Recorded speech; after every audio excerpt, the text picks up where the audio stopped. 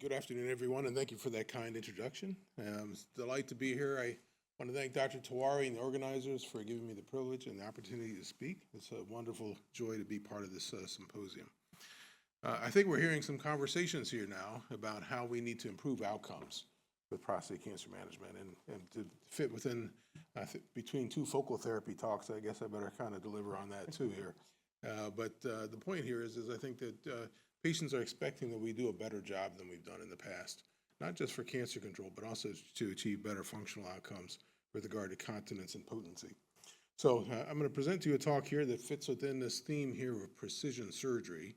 And this is a kind of a project I've been working on for, 20 or 25 years, a long time, that we've kind of evolved in various ways. I want to briefly state some disclosures, including working with neurovascular research and design, with whom I have some colleagues from that company with me today, and I'll speak to somehow we've developed what we're doing here.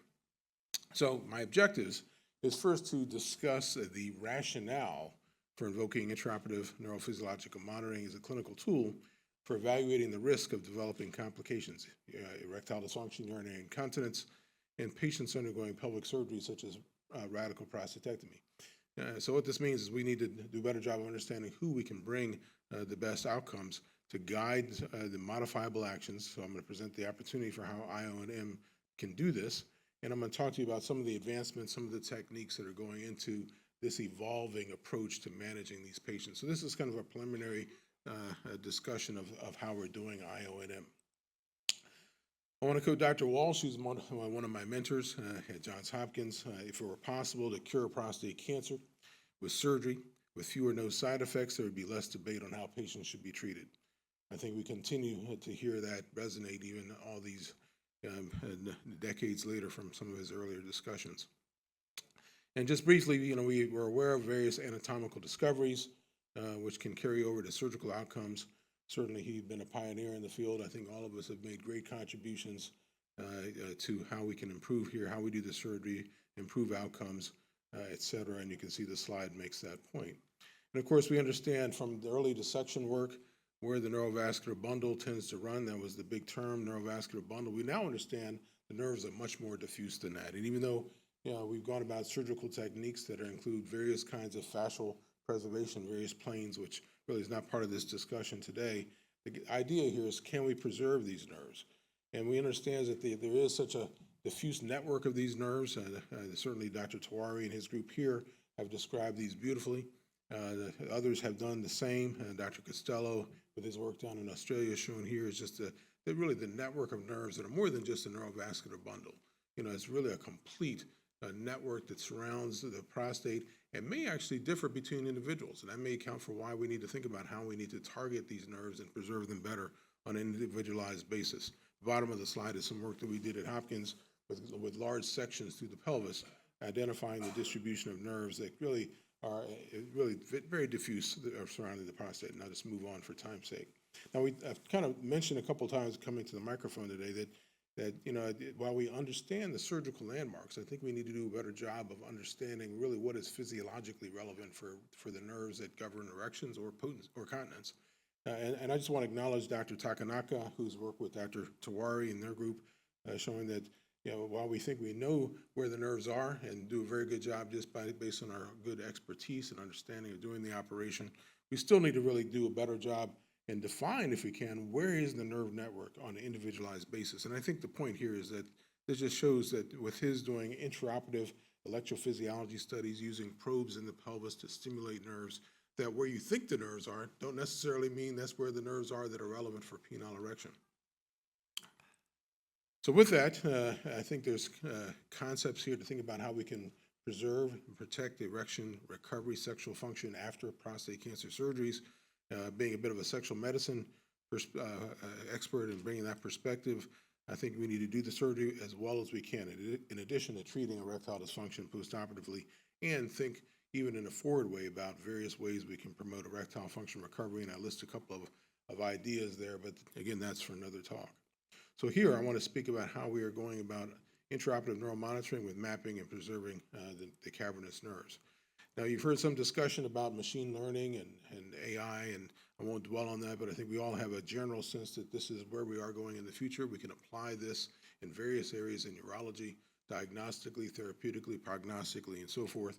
And so can we do this for intraoperative neuromonitoring? Well, absolutely. And we could bring together various ideas of various kinds of ways or modalities of monitoring the function of the urinary sphincter, the penile erection, the function of the nerves, and then train, if you will, by machine learning, a computer system that can register this over time and then guide us backwards when we go about individualized surgeries as we gather data to really understand the network of nerves and apply that technology real time and continuously during the operation. So that's kind of the premise here that we want to go for.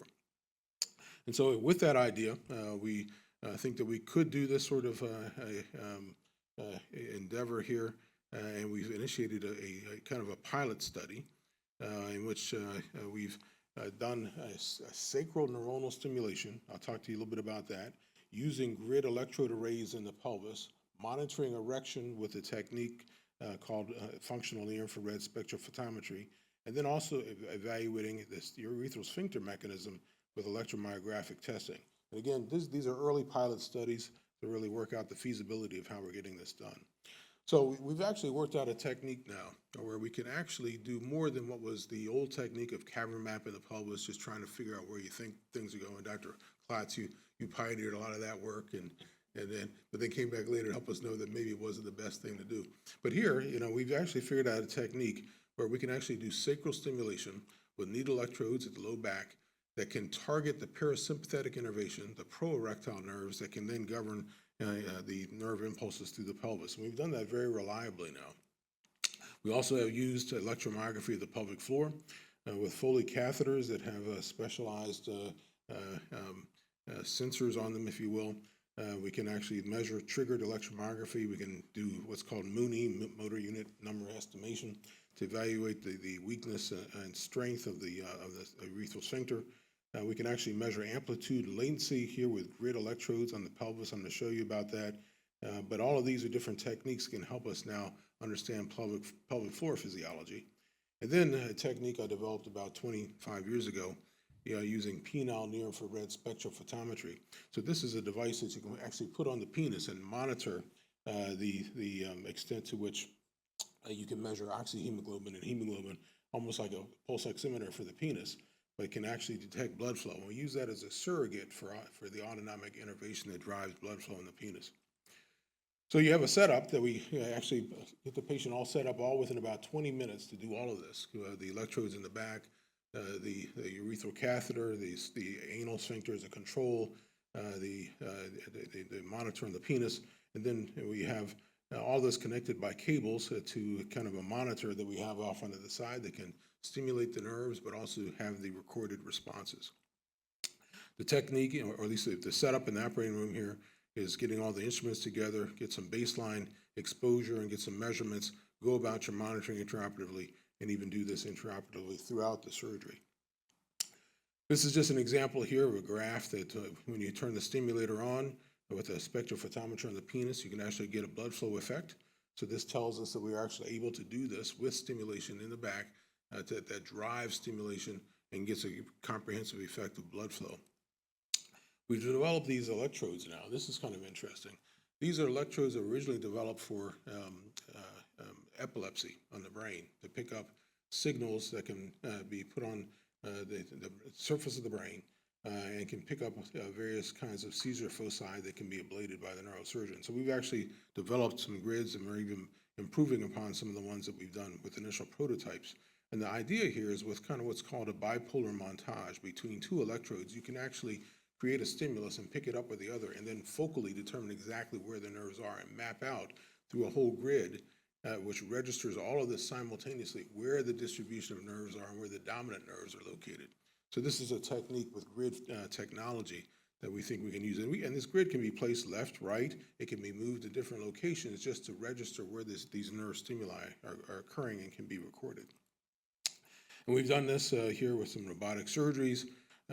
What I'm showing here is this is just an example of graphic where each channel here, this is like channel 1 here, you can measure in parallel these bipolar montages and localize where the nerves are. And you can actually then determine what is the latency of stimulation after turning on the stimulator at the back and amplitudes. And you can actually pick up really the extent to which, let's say, where you register topographically in the prostate, mapping it out, where these nerves are from the midline or from whatever kind of landmark you want to use. And of course, we're still developing what may be a better technique to do this. But this just shows you on the left side and the right side, top and bottom, that you can do this kind of sort of registration of where the nerves are going. We've also done this now. This is just meant to say that we've done this throughout the surgery, not just at baseline.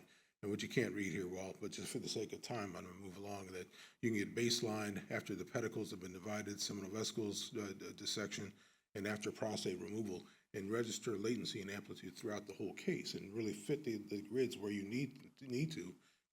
Conceivably, even with Manny's procedure, we can put these electrodes in when he's doing the dissection and actually register, are these nerves really functionally relevant and how do they function? We've also evaluated the sphincters, the urethral and anal sphincters. We use the anal sphincter as a control, and so we can actually then register throughout the stimulation really the extent to which the stimulation intensity can be maintained, and we do see a drop-off with the external urethral sphincter relative to the external anal sphincter, which confirms to us that there is some effect with the surgical dissection on urethral sphincteric function. Now, whether this is nervous, neuromuscular, that still needs to be defined, but there is a change in the external urethral sphincter function.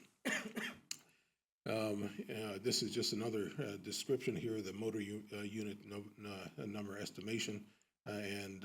Again, for the anal sphincter versus urethral sphincter, we see a greater extent to which you have to increase the intensity levels to get the same level of an amplitude increase, suggesting there is a defect with the urethral sphincter relative to the anal sphincter.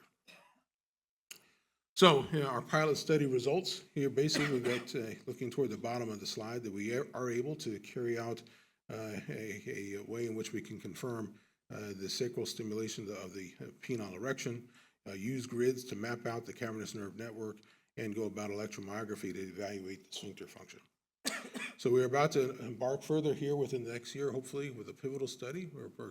We'd like to consider that there may be some sites throughout the country that may want to participate in this. So stay tuned, and maybe I can even present some of this within a year or two to come. But the bottom line here is we see the future directions of this field being one in which we have intraoperative things we can do, postoperative things we can do. I think it's going to be a multimodality approach to get the best outcomes. Right now we're focusing here on intraoperative neuromonitoring, machine learning, and AI, and we think we can improve outcomes to come. So just to close, there are many side effects potentially of radical prostatectomy. Postoperative sexual dysfunction remains perhaps the last frontier in need of the greatest improvement. We just heard that with the latest talk.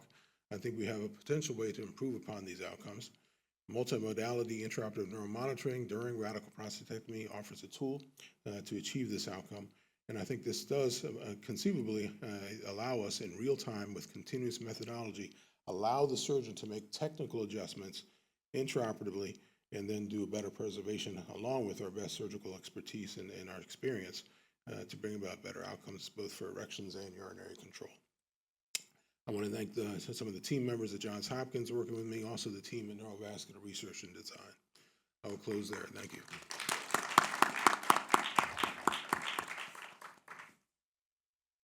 Great insight, sir. I think this gives the answer. In the morning, we were discussing when Dr. Tiwari was showing when to do and how to do a nerve-sparing prostatectomy. So now we have the answer how to detect nerves also. Probably these are complementary to each other, and future definitely we'll have a big answer. Thank you. Thank you. Any questions from the house? Thank you, Professor Burnett. As always, you're working in this area for more than 20 years. I know that. So the question is, if you remember, like when we used to do an open radical prostatectomy, we used to use a Faraday current-based stimulator to check on the nerves. Then for the robotic, it came a cover map, then we can put in that. Here, what you are trying to talk, because if you are doing at the S2 to S4, but these are more parasympathetic nerves. But these hypogastric plexus, they also the sympathetic nerves, they mix with that. And for the external urethral sphincter, these are somatic nerves. So how with the one device you can check on these three areas? So, yeah, so the question is we know there's a variety of sources at the spinal level for innervation in the pelvis. The parasympathetics, as S2 through 4, predominantly are parasympathetic that are proerectile. Yes, hypogastric is a kind of another mechanism that's thought to be a backup, but we wanted to reduce the sympathetic influence that could be anti-erectile. So, I mean, more studies may have to be shown whether this is a technique that's good enough to still help us still define this nerve preservation, whether we can actually figure out ways to stimulate hypogastrics or even somatics, and differentiate that remains to be shown. Thank you. Go ahead. Arthur, this is on this side. Yeah. So I think this is where the field is going to be, and we would be very happy to participate in the clinical trial when you were doing it. I have an intellectual question on this. Do you think having a erection at the time of surgery can be protective for a future recovery? Because if it is so, because we put patients on Trendelenburg, there isn't hypotension, anesthesia is there, we are giving a pneumoperitoneum, blood flow may be off. So could circumventing that, not only that you're stimulating it to confirm that which nerve is there, but the very fact that you're doing it, it may cause in partial erection at the time of surgery. Could that prevent future development of impotence? That's my question. Yeah, that's an excellent point, and I think that awaits the study. I mean, at least we can evaluate whether we, at the time of surgery, are preserving function, but whether it's something that we can find down, with follow-up, preserves function is something we just have to do the studies and see how well that is consistent and predicts that recovery. Do I think it's likely to be beneficial? Yes, but I think we have to do the long-term follow-up to determine that. Thanks. One last question.